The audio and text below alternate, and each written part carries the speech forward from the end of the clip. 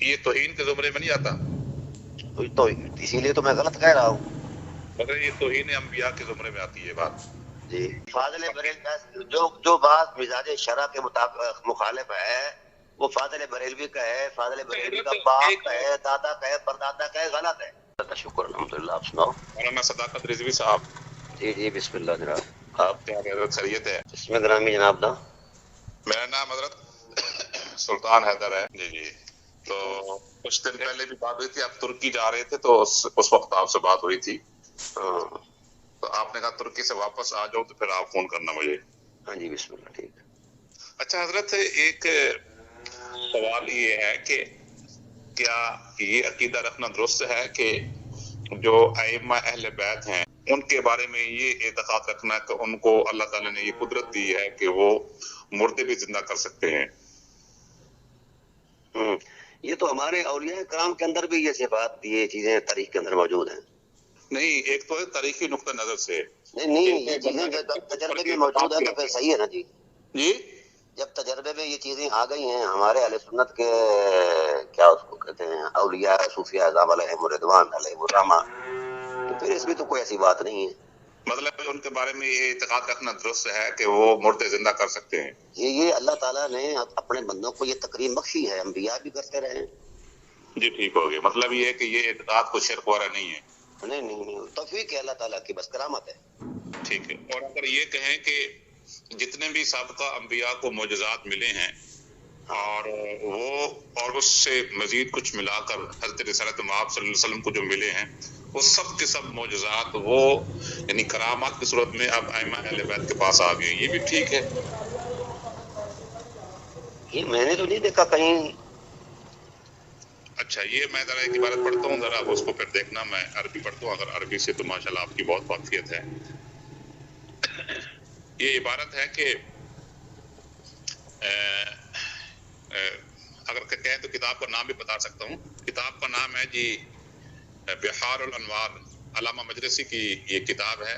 جلد نمبر 27 ہے اور صفحہ نمبر 29 ہے. ٹھیک ہے.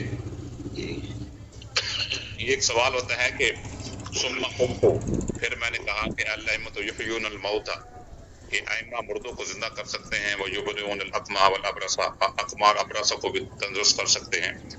ویمشون علی الماء، اور پانی پر بھی چل سکتے ہیں.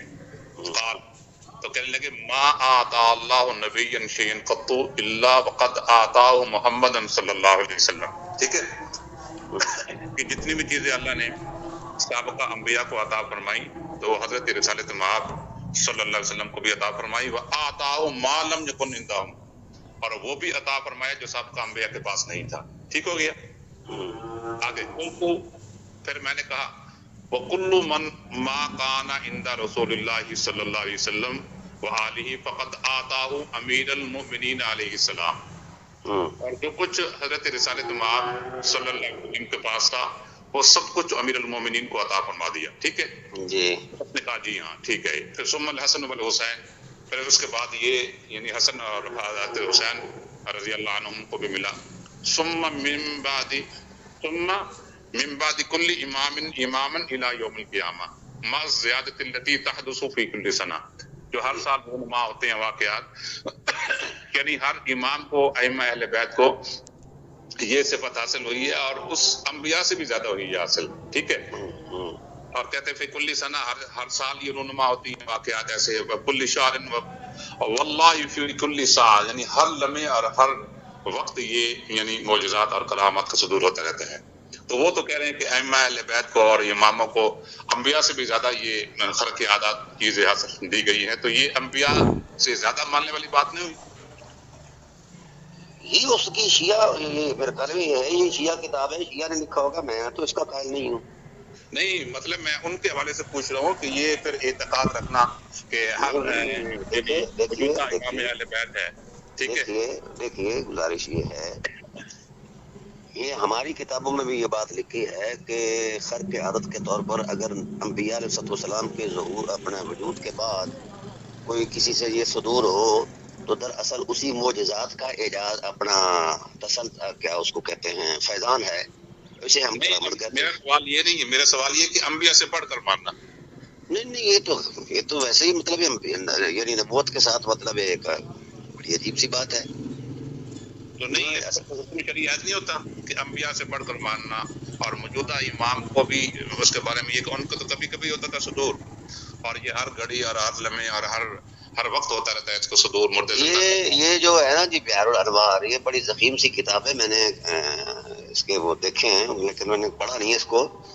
دوسری بات یہ ہے کہ اس پر شیعہ کا بھی اعتماد کوئی نہیں ہے. اچھا، ملا مجلسی کو شیعہ بھی نہیں مانتے؟ نہیں، گھٹ مانتے ہیں وہ جو محقق شیعہ ہے نا جی. انہوں نے تو صحیح سند کے ساتھ اس کو بیان فرمایا ہے امام. سندیں شندیں ہوتی رہتی ہیں نا جناب والا، یہ جو تحقیق سے تعلق رکھتے ہیں وہ ان چیزوں کو نہیں مانتے. تو شریک کیا ہوگا؟ انہوں نے تو صحیح سمجھ کے لکھا ہے نا اس کو. بھئی ہم غلط کہتے ہیں نا، ہم نہیں مانتے. یہ غلط کہا ہے اس نے، کیا کہیں گے؟ یہ توہین کے زمرے میں نہیں آتا؟ تو اسی لیے تو میں غلط کہہ رہا ہوں. مگر یہ توہین انبیاء کے زمرے میں آتی ہے بات جی. اچھا حضرت یہ بات سنیں کہ ہمارے علاقے میں نا ایک پیر صاحب آئے ہیں جی. وہ کہتے ہیں کہ یہ یعنی ملتان سے آگے ایک علاقہ ہے، تو وہ کہتا ہے کہ جو تمہارے یعنی میاں بیوی کا جو خصوصی تعلق ہوتا ہے جسے ہم عربی میں صحبت کہتے ہیں، تو وہ مطلب ہے کہ وہ میرے سامنے ہوتا ہے، وہ آپ مجھ سے مخفی نہیں ہے. تو یہ کہنا اس کو درست ہے؟ یہ تو ہمارے ہاں بھی بڑے سارے بزرگوں کی طرف موجود ہے کہ جناب ان کا کشف اتنا تیز ہے کہ وہ رات کے معاملات کو بھی دیکھتے رہے ہیں.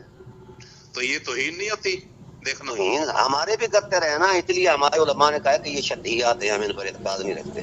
نہیں، اگر کوئی اس کو عقیدے کے حکم میں بیان فرمائے تو پھر میں عرض کرتا ہوں کہ عقیدے کے حکم میں بیان کرے، نہیں سمجھے تو توہین تو کیا، یہ تو ویسے ہی مطلب زیادتی ہے. بلکہ جو کشف القبور کے بارے میں نے پڑھا کہ امام شاہرانی علیہ الرحمہ فرماتے کہ مجھے شوق ہوا کشف قبور کا. جی. تو میں کسی صاحب قبر تک پہنچا اس کشف کے ذریعے، تو وہ صاحب قبر بھی کوئی صاحب کرم تھا، صاحب کرامت تھا. اس نے کہا یار شاہرانی جا کرو، لوگوں کے گھروں میں جانا شریعت منع کرتی ہے. اچھا نہیں، یہ کہنا کہ جو مرد عورت کے پرائیویٹ پارٹ ہوتے ہیں وہ بھی مجھے نظر آتے ہیں، اور اس تک بھی نگاہ ہے میری، میں دیکھ سکتا ہوں.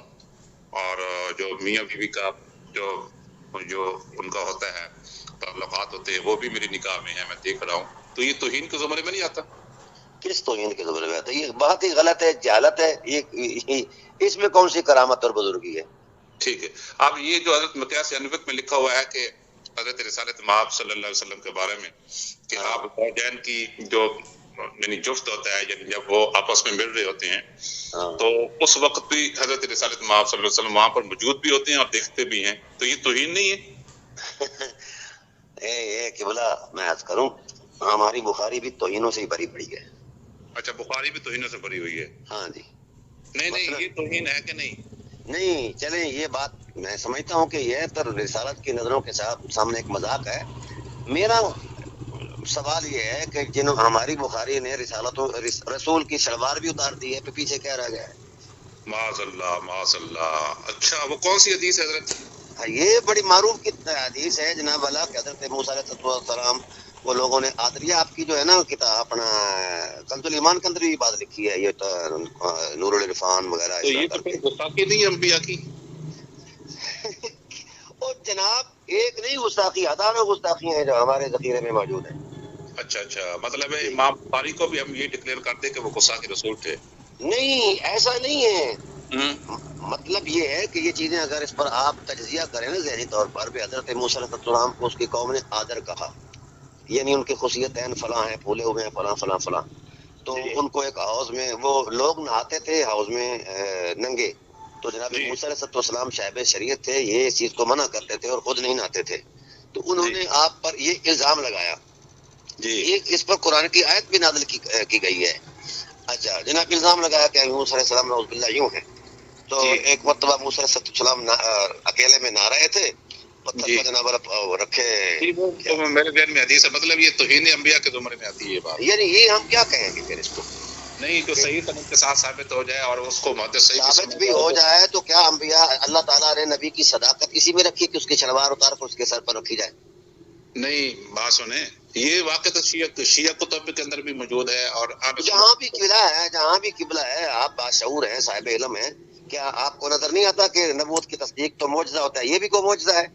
ٹھیک ہو گیا. اچھا مطلب یہ جو مقیاس حنفیت والی عبارت ہے یہ بھی توہین انبیاء کے زمرے میں آتی ہے؟ میں عرض کرتا ہوں کہ جو چیزیں حرمت نبوت کے مزاج کے خلاف ہیں وہ جہاں کہیں بھی ہیں وہ غلط ہیں. ٹھیک ہو گیا. اچھا یہ میں آپ کو ایک لطیفہ سناتا ہوں. ایک حضرت میں میرے ذہن میں سے ایک لطیفہ نکل نہ جائے. اچھا یہ حضرت آدم علیہ الصلوۃ والسلام اور حوا علیہ الصلوۃ والسلام کے بارے میں بھی آتا ہے کہ ان کا کشف عورت ہو گیا تھا جنت میں، تو وہ بھی توہین کے زمرے میں آتا ہے. کیا کشف عورت ہو گیا جنت میں؟ جو ان کے لباس اتار دیے گئے تھے، قرآن پاک میں آتا ہے، اور وہ شرم کی وجہ سے جنت کے پتوں سے اپنے لباس چھپا رہے تھے، تو وہ بھی توہین کے زمرے میں آئے گی. قرآن پاک یہ جناب آپ کے یہود کی ملائی ہوئی علماء یہود کے ملائے ہوئے سارے تصورات ہیں. نہیں آدم قرآن پاک میں لکھا ہوا ہے، صاف ہے. وہ ایسا نہیں ہے. وہ لباس سے مراد وہ جنت کا جو لطیف لباس تھا، وہ چونکہ دنیا میں آنا تھا اس لیے اپنی شرمگاہوں کو چھپا رہے تھے، تو لطیف لباس سے شرمگاہیں کیسے کھل گئی تھی؟ انہوں نے محسوس کی ہے کہ ایسا ہو گیا ہے، حالانکہ وہ بے لباس نہیں ہے. نہیں، وہ تو سب مفسرین اور محدثین لکھ رہے ہیں کہ وہ بے لباس ہو گئے تھے. استغفر اللہ نعوذ باللہ من ذالک. یار قرآن پاک میں لکھا ہوا ہے نا. نہیں بھائی نہیں، انہوں نے محسوس کیا ہے وہ جنت کا لباس لطیف تھا. وہ نیچے جب دنیا میں تشریف لائے ہوئے تو یہ ان کو لباس دیا گیا. یہ کس طرح ہو سکتا ہے کہ ہم انبیاء علیہ السلام کے سطروں کے بارے میں یہ کہتے پہلے کہ ان کا یہ ہو گیا اور وہ ہو گیا؟ نہیں، میں آپ کو ایک لطیفہ سناؤں. اچھا ایک منٹ، قرآن پاک کی اس نص کا جو آپ مطلب بیان کر رہے ہیں وہ کس محدث نے بیان فرمایا، کس مفسر نے بیان فرمایا؟ یار یہ عقل اور شرع کا مزاج ہی نہیں مانتا. یعنی عقل کے حساب سے ہم کہیں گے کہ یہ روایت درست نہیں ہے، قرآن پاک کی یہ ٹھیک نہیں ہے. نہیں ایسا نہیں ہے. فبدت لهما سوآتهما وطفقا يخصفان عليهما من ورق الجنہ. جی. اب اللہ تعالیٰ کی نظروں کے سامنے تو کسی کا کوئی سطر نہیں ہے نا جی. وہ تو دلوں کے بھید بھی جانتا ہے. جی ٹھیک ہے نا. تو اللہ تعالیٰ نے اپنی شایان نشان اگر بیان کر دیا ہے، جس انداز میں بیان کر دیا ہے، ہمیں اس میں قریت کرنے کی کیا ضرورت ہے ہمیں؟ نہیں، وہ تو صاف نظر آ رہا ہے کہ وہ جنت کے یعنی لباسوں کے اندر خدا نہیں دیکھ سکتا. نہیں، ان کی بات نہیں ہو رہی. بات تو یہ ہو رہی ہے کہ جنت کے اوراق سے اپنی شرمگاہوں کو چھپانا، یہ بات دلیل ہے کہ حقیقتاً لباس ان کے اتارے گئے تھے، اور آپ کہتے ہیں نہیں وہ کوئی اور تھے. تو کس مفسر نے یہ توجیہ بیان کی ہے جو آپ کر رہے ہیں؟ ابھی چونکہ میں تھوڑا سا مصروف بھی ہوں اور میں نے یہ کہیں پڑھا ہے اور میرا حوالہ بھی لگا ہوا ہے، اور وہ بھی کوئی صاحب عرفان آدمی تھے جنہوں نے مطلب اس بات کو بیان کیا ہے. یعنی جتنے بھی اس کے حقیقی معنی بیان کرنے والے لوگ ہیں وہ سب یعنی اس کیٹیگری میں آ جائیں گے کہ انہوں نے گستاخی کی ہے. یار میں یہ نہیں کہتا کہ کس نے کیا کیا ہے. جس نے کوئی ظاہر پر دیکھا ہے اس نے وہ بیان کر دیا ہے، اور جس نے اس کا باطن دیکھا ہے اس نے اس انداز میں بیان کر دیا ہے. ٹھیک ہے. اچھا مطلب یہ جو مطلب جن کے ہاں نبوت کی تکریم اس حد تک ہے کہ اس پر ایک حالت تو کیا ایک درد بھی جو محسوس نہیں اپنا برداشت نہیں کرتے، انہوں نے اس انداز میں اس کی توجیہ یہ تو پھر ایک تماشا بن جائے گا. جو ملفوظات میں لکھا ہوا ہے کہ ازواج مطہرات روزہ عقد میں پیش کی جاتی ہے اور ان کے ساتھ شاباشی فرماتے ہیں، تو یہ تو گستاخی رسالت ہے نا. پھر جناب والا میں عرض کرتا ہوں اس بارے میں جس بندے نے یہ بات لکھی ہے یہ استفسار اس سے چاہیے اس نے کس دلیل سے لکھی ہے. اس نے اگر تو دلیل شرعی دیتا ہے تو ٹھیک ہے، نہیں دیتا تو چھوڑ دو. نہیں، ایک تو بات ہے نا چھوڑنے کی، ایک بات یہ کہ فی الواقع نفس الامر میں یہ گستاخی بنتی ہے کہ نہیں بنتی. کہ دیکھیں نا حضرت عائشہ رضی اللہ تعالیٰ عنہا اور حضرت حفصہ رضی اللہ تعالیٰ عنہا یہ بیٹیاں ہیں حضرت ابوبکر صدیق کی اور حضرت عمر کی، تو وہ دونوں بھی وہاں پر موجود ہیں اور حقیقی حیات بھی حاصل ہے ان کو. اور پھر ان کے ہوتے ہوئے پھر حضرت آپ صلی اللہ علیہ وسلم کے بارے میں یہ تصور کرنا کہ آپ ان کے ساتھ شاباشی کر رہے ہیں، خلوت کر رہے ہیں، اور یہ تو والدین کے سامنے یہ توہین نہیں ہو جائے گی؟ ذرا ہمارے معاشرے کے حساب سے بھی توہین ہو جائے گی نا. گزارش یہ ہے کہ میں ایک چھوٹی سی آپ سے گزارش کرتا ہوں کہ یہ ذمہ دار وہی شخص ہے جس نے یہ باتیں لکھی ہیں. اگر اس کو کوئی دلیل دیتا ہے دین کی تو اس پر غور کیا جا سکتا ہے. اگر ویسے ہی بات کرتا ہے اپنے خیال سے تو اس کا کوئی اعتبار نہیں. تو دلائل پر تو غور بعد میں ہوگا. سوچنا یہ ہے کہ یہ توہین رسالت کے زمرے میں گزارش یہ ہے، میری گزارش سنیے کہ جناب والا میں مفتی نہیں ہوں جی میں فیصلے کروں کون کیا ہے اور کیا اس کی حیثیت ہے. تھوڑی دیر پہلے تو آپ کہہ رہے تھے کہ امام بخاری میں گستاخیاں بھری ہوئی ہیں، تو اب یہ چیزیں موجود ہیں نا جناب، ہم دیکھتے ہیں نا. ظاہری طور پر یہ دیکھا جائے تو یہ ہو سکتا ہے یہ ہوا ہے. اور یہ ہے قرآن کریم کی آیت میں ہے، آیت ہے یا ایھا الذین آمنوا لا تکونوا کالذین آذوا موسیٰ فبرأہ اللہ مما قالوا وکان عند اللہ وجیہا. یہ بات جو ہے یہ اس تفسیر میں لکھی ہوئی باتیں. میں یہ کہہ رہا ہوں کہ جب آپ ایک طرف یہ کہتے ہیں کہ محدث امام بخاری کی کتاب بخاری میں جو صحیح الاسناد یعنی روایات موجود ہیں اس میں بھی گستاخی موجود ہے، تو ملفوظ نظر آتا ہے مطلب ام المؤمنین نہیں، حضرت ام المؤمنین عائشہ صدیقہ سلام اللہ علیہا کا کپڑا باریک کپڑا لٹکا کے غسل فرمانا، یہ باتیں